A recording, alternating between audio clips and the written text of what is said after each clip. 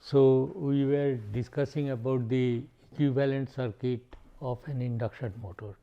See, initially we just told about how torque is produced in a motor and tried to understand it physically what is happening, that is the rotor field, stator field, this that, and the interaction of the stator, resultant field and rotor field gives you the torque. Now, we have gone further and we tried to develop the equivalent circuit of a 3-phase induction motor per phase basis, and from that looking at the power flow that takes place in the machine starting from supply source to the mechanical power developed by the motor. So, we developed this equivalent circuit and told you that this is the equivalent circuit, which is stator resistance, stator leakage reactance per phase. Now, it is similar to that of a transformer, and then you have this magnetizing branch, which is JXM. I mean all reactances are J, that is there, and then on this side the reflected rotor parameters came out to be x 2 dashed, and this is R 2 dashed by S. Okay. And slip depends upon the operating point of the induction motors, and slip is a measure of speed as well, because you know actual rotor speed, all speed are mechanical here, is 1 minus S into N S. So, and N S is the synchronous speed. So, now this is the per phase applied voltage V 1, and this is the thing. Then what I did between these 2 points, we found out the Thevenin's equivalent, and this circuit was redrawn as R Thevenin's, X Thevenin's in series, and then this remains V 1, and then X m goes, and you are having this equivalent circuit. Okay. And this current is suppose I 2 dashed. Then we just considered the power balance. After we have got the equivalent circuit, the rest of the work is somewhat routine network type analysis. No field is coming here, that is one good thing. So, the input power to this circuit is and I drew this I will not waste time. Last time we told you that this equivalent circuit means you are giving some input power drawn from the supply, out of which a portion will be lost in the stator coils as stator copper loss 3 I 2 square R Thevenin's, that's value will be I 2 dash squared R Thevenin's. Then rest of the power is as if crossing the air gap and entering into the rotor. That is why it is called air gap power, for our own understanding. Okay, we will interpret it like this: total input power minus this stator copper loss or stator loss, whatever is there. There will be core loss also, that we will take care later, PAG, and then this power after entering into the rotor circuit, there will be a power loss in the rotor resistance, which mind you is 3 I 2 dash squared R 2, which is same as 3 I 2 square R 2, because we have referred everything to there. Okay. Now, recall that this equivalent circuit, the power involved in this circuit is the air gap power, because this is the power, real power entered. So, PAG PAG is 3 I2 dash squared R2 dashed by S, and obviously rotor copper loss is equal to 3 I2 dash squared R2 dashed. So, it looks like rotor copper loss is nothing but S into PAG. Now, so from PAG, if you subtract this rotor copper loss, if you subtract it, then you get P gross mechanical, which will be equal to PAG minus P rotor copper loss. If you subtract, this becomes 1 minus S into PAG, and this is shown in this one. PAG comes, then you subtract rotor copper loss, then you get P gross mechanical power, whatever mechanical power. It is called gross because a portion of it will be lost to supply the mechanical losses in friction, etc.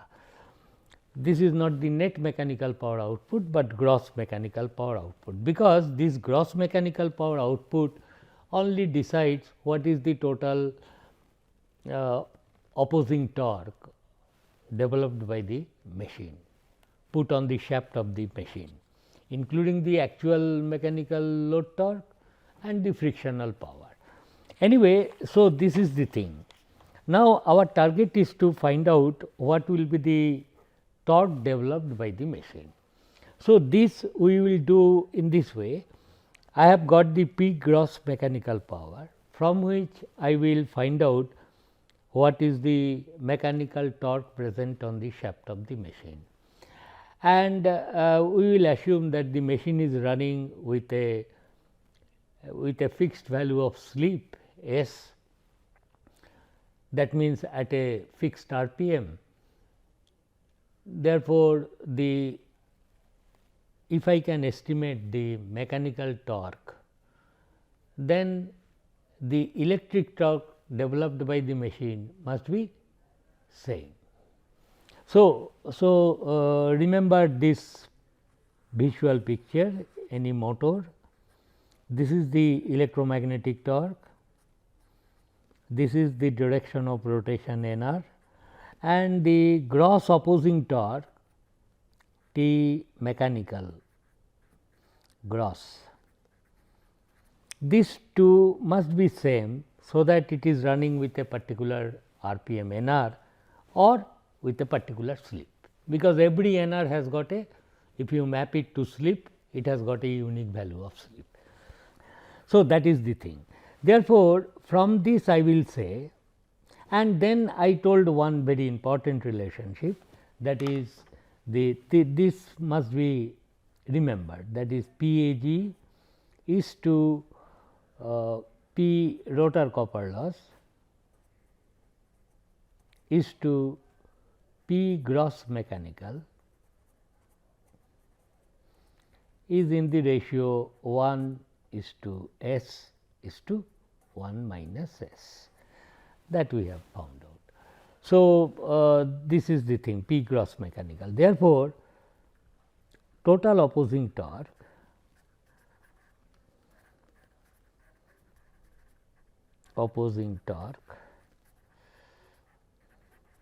which is sum of the frictional torque to be overcome, frictional torque plus the actual net mechanical torque, which is doing useful mechanical work for me, that is the thing. Therefore, this must be equal to 1 minus S into PAG, that is P gross mechanical, divided by 2 pi Nr, where Nr is the actual rotor speed, actual mechanical I will repeatedly not write, but anyway actual mechanical speed Nr in RPS. if you want to get torque. So, this is the thing. Now, what I will do is this, for NR I will substitute this thing here. So, it is like this, then 1 minus S into PAG divided by 2 pi 1 minus S into NS, and then you see 1 minus S goes and gross mechanical power developed will be equal to 2 pi NS, and this must be equal to the electromagnetic torque developed, because machine is running at a constant speed or constant value of slip. So, we are trying to get an expression for electromagnetic torque not in terms of delta or BR or BS, but in terms of equivalent circuit parameters. That is the idea here, because these equivalent circuit parameters, if these are known to me, then I will be able to calculate torque simply by using the equivalent circuit parameter. So, this is the also equal to electromagnetic torque developed by the machine.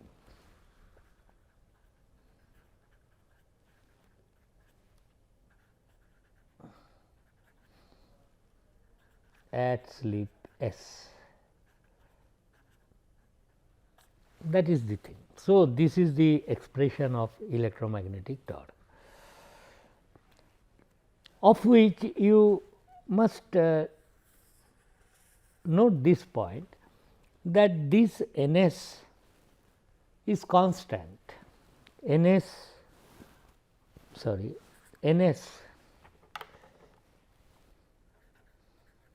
is equal to 2f by p is constant, so long the supply frequency is constant and machine is given. So, p is also constant. Therefore, the electromagnetic torque developed by the machine, if you divide by 2 pi ns, the air gap power, then its unit will be in Newton, so much Newton, if this is in watt and this is in RPS. Now, note that to calculate the electromagnetic torque, therefore, if you have estimated the air gap power, that itself is a measure of electromagnetic torque developed by the machine. Why? Because 2 pi ns is constant. So, if you have calculated PAG, electromagnetic torque is as such calculated. I have to simply divide by a constant number 2 pi ns. So, sometimes PAG is considered to be the torque developed, and PAG alone its unit is watt. So, it is called given a name synchronous watt. So, PAG is also T expressed in synchronous watt. This is a term, synchronous watt. So, sometimes torque is expressed in Newton, then so torque T is equal to PAG, you can write absolutely correct, but write synchronous watt, its unit is, or you write PAG by 2 pi ns, and this will be in Newton meter. That is the thing, should just recall. Now, after I have learned that torque in Newton meter is this, let us further simplify this expression, that is T PAG. PAG is nothing but 3 I2 dash squared R2 dashed by S by 2 pi ns. Now, I want to express this expression of the electromagnetic torque developed by the machine in terms of equivalent circuit parameter. and equivalent circuit is this, which we will consider the Thevenin's equivalent, this circuit. So, this I2 dashed is nothing but V Thevenin's divided by square root of R Thevenin's plus R2 dashed by S whole square plus x1 plus x2 dashed x Thevenin's plus x2 dashed whole square. This is, so I have to put this value here, and if you do that you will get 3 V Thevenin squared by 2 pi n s, square it, and in the numerator you have R2 dashed by S divided by, in the denominator it will be, these are algebraic manipulation, R2 dashed by S whole squared plus x Thevenin's plus x2 dashed whole square. So, this is the expression of the torque in terms of equivalent circuit parameter. So, if somebody says machine is running steadily with a slip s equal to 0.05 and suppose the all the parameter values of unknown, and I will just put those that value of slip and tell okay, if the machine has to run at this slip as a motor, then the electromagnetic torque will be so much of Newton meter. So, by putting different values of slip, I will be able to calculate how much torque the machine is capable of developing. That is, I can make a table here, I will write slip, and value of the slip range is known, and therefore, by putting different values of slip varies from 0 to 1. So, if you can easily see, if you put s equal to 0, this torque will be approaching 0, because R2 dashed by S is there, this will be, if S tends to 0, torque will be 0, tend to 0, because there is a square term here, R2 dashed by whole square, this will dominate, others are negligible, and on the top also there is R2 dashed by S. So, ultimately the denominator becomes infinitely large, I mean just telling mathematically. So, torque will be 0, physically I know why the torque will be 0, because if slip equal to 0 means n r equal to n s, and machine cannot develop any torque. Similarly, I will put say s equal to 0.01 and I will get some number, I will put it here like that 0.02 and so on, and go up to s equal to 1. So, all these entries I can make, provided I know the equivalent circuit parameters. Suppose these are given to me. So, I will be able to calculate, make a table where y axis will be torque and slip is varied from 0 to 1. So, this I can make a table like this, and after that what I can do is this, I can plot this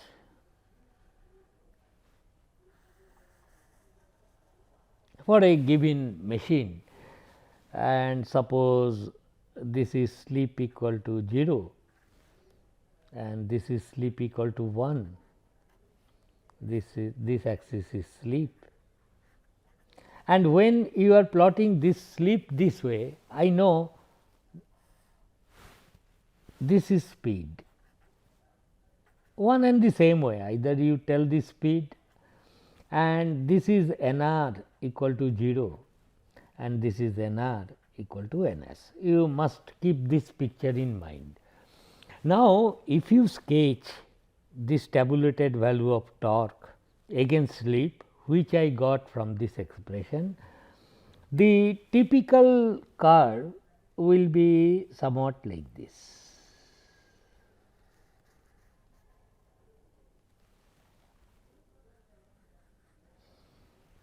the slip varies between 0 to 1 for motoring mode, and the characteristics, typical characteristics will be like this. Understood? This is the shape this curve gives you, and you will note that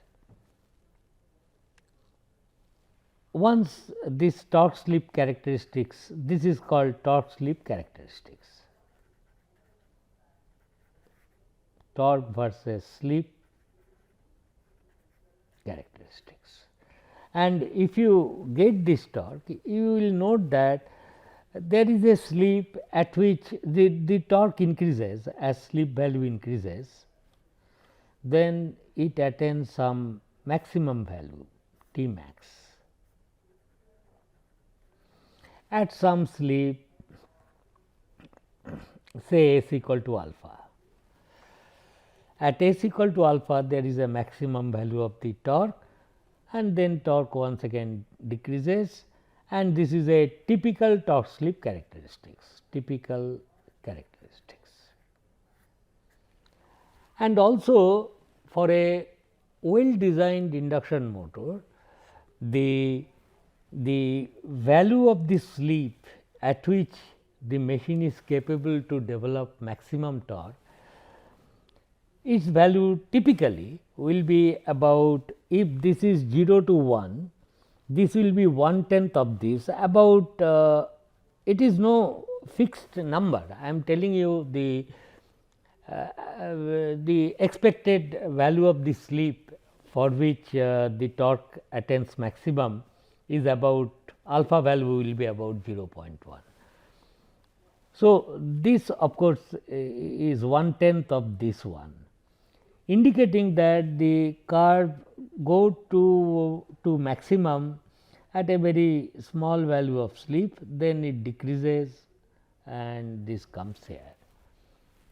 And this is the value of the obviously starting torque, T starting of the induction motor, because s equal to 1. As you switch on the supply to the stator, s equal to 1, machine is capable of developing this much of starting torque.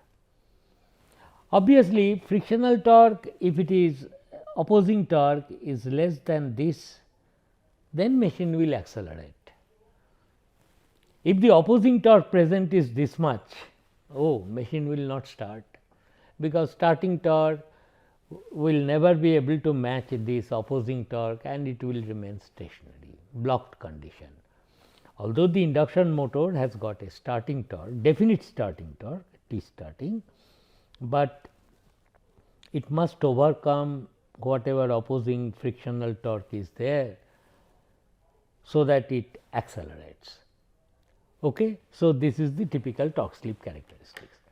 Then the next question comes in, okay, in terms of equivalent circuit parameters, can we tell what will be the value of T max and at what slip that T max occurs?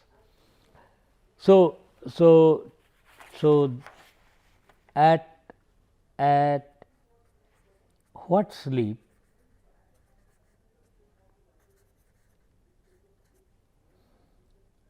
T E max occurs,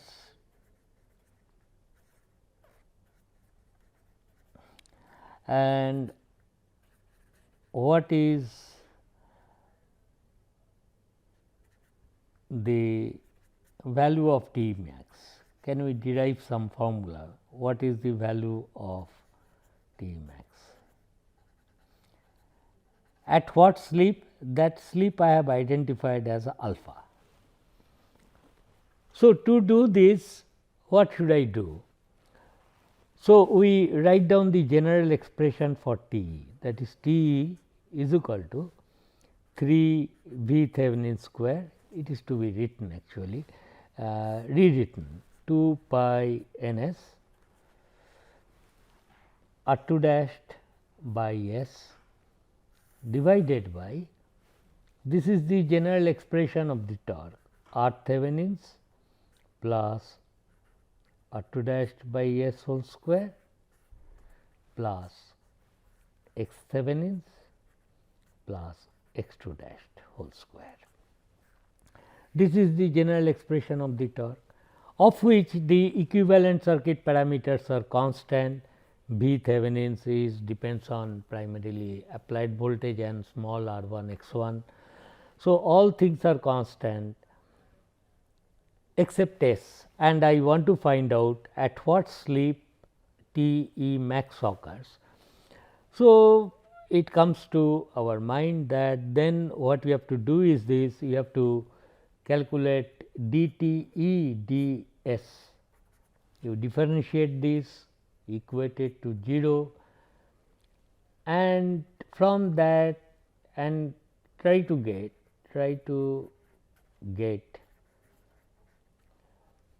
the value of alpha. Alpha is the slip at which maximum torque occurs, but it looks like it will be slightly involved task.